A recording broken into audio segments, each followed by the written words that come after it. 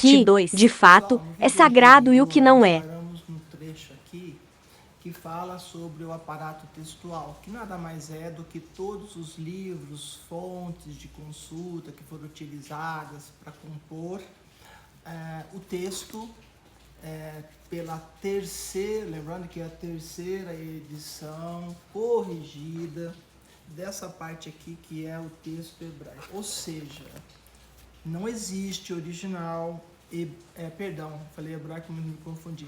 Ou seja, não existe original grego. Hebraico sim, os manuscritos marmutos são os originais. Hebraico, que na verdade são cópias de cópias, mas são as mais antigas que a humanidade conhece e que no mundo acadêmico é reconhecida como tal. E por falar em mundo acadêmico, sugiro que você adquira, estude, aprenda através das obras de David Flusser, que é uma pessoa, falecido, né, de saudosa memória, professor por mais de 50 anos na Universidade Hebraica de Jerusalém, deixou muitos discípulos e pessoas que eu admiro, entre as quais me incluo, e que tem estudos aprofundados desde a questão que envolve a visão, não só histórica, mas a visão de compreensão, porque ele fez tradução dos textos do manuscrito Marmute, para quem não sabe ainda. Ele recebeu inúmeros títulos, escreveu vários livros. Eu até postei um livro que eu estou lendo, que é dele, que é o título é Jesus, foi escrito inicialmente em alemão, depois foi traduzido para o inglês, depois do inglês houve uma correção na tradução do texto em inglês, e hoje você tem disponível em português para leitura. Ou seja, é muito interessante essa possibilidade de você adquirir conhecimentos. Ele cita várias questões que envolvem os evangelhos sinóticos, mas esse assunto é uma outra questão. Inclusive eu cito na abertura do meu livro uma frase a ele atribuída, e de fato que trata sobre a questão da impossibilidade material e espiritual da existência do cristianismo sem o judaísmo primitivo. Até pelo fato óbvio de que o Messias é 100% judeu, rabi, mestre na Torá e por aí vai. Então, voltando aqui ao texto grego, que não é original, só tem um fragmento do texto, que é uma passagem pequeníssima, tem aí no meu feed também, dá uma olhadinha, vê direitinho como é que é. A própria Sociedade Bíblica do Brasil reconhece que esse é o único fragmento manuscrito existente sobre esse texto. O resto é uma compilação, que eu comecei a falar no outro vídeo, vou tentar terminar neste, porque o assunto é muito extenso, né?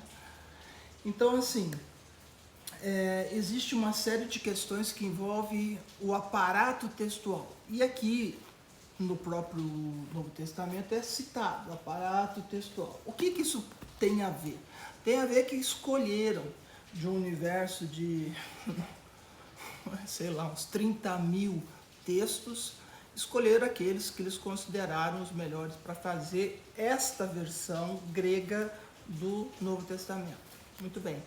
E o que nós temos nisso? O que eles fizeram? Eles tiveram alguns critérios para chegar e afirmar, olha, este texto aqui é a versão que a gente consegue construir do texto hebraico, que é inexistente na face da terra e que só temos cópias de cópias de cópias de cópias e fragmento único, acho que, só me engano de memória, acho que é P52 ou P54, não me lembro agora, que é famoso e é o único que existe de um texto que não é este, que foi montado, compilado, estruturado, organizado através de um aparato chamado aparato textual.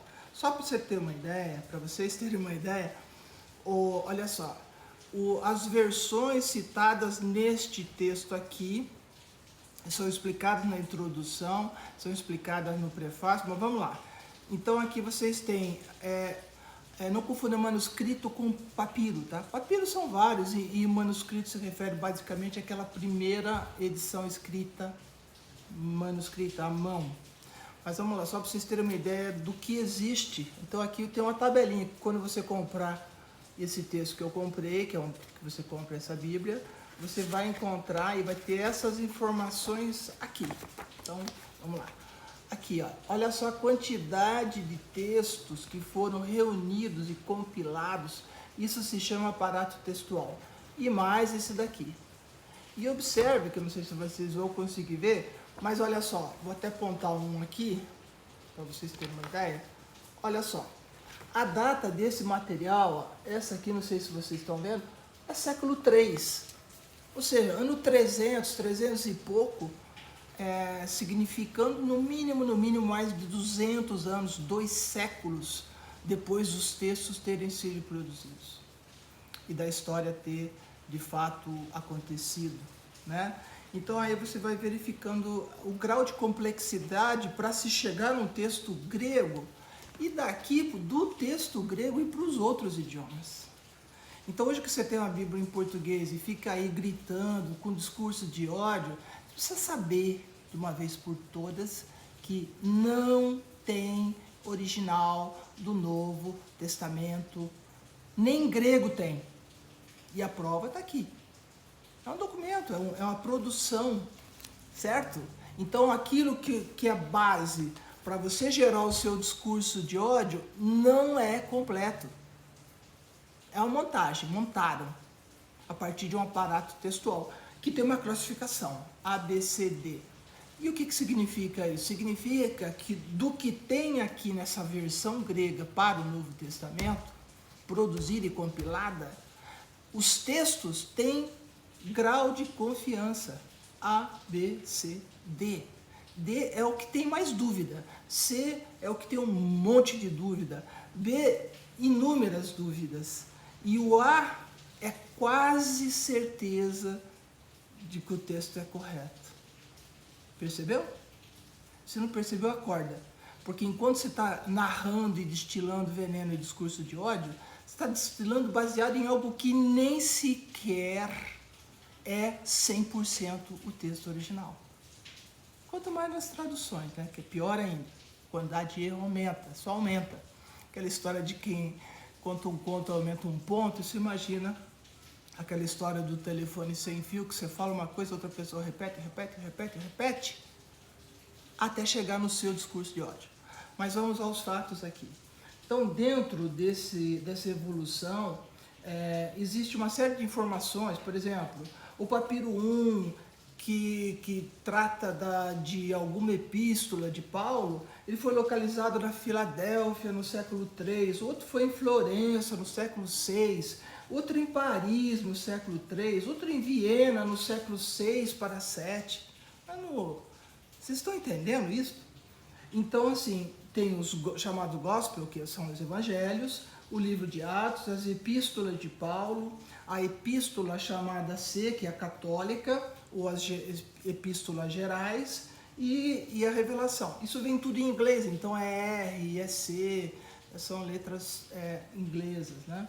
Aí você tem uma série de localização, então for lá pegar uma coisa em Estrasburgo, outra em Berlim, outra em Londres, outra no Cairo, outra em Oxford, outra em Cambridge, outra em Dallas, outra em Berlim, e assim por diante, sucessivamente. É isso que é composto o texto, mas não é só isso.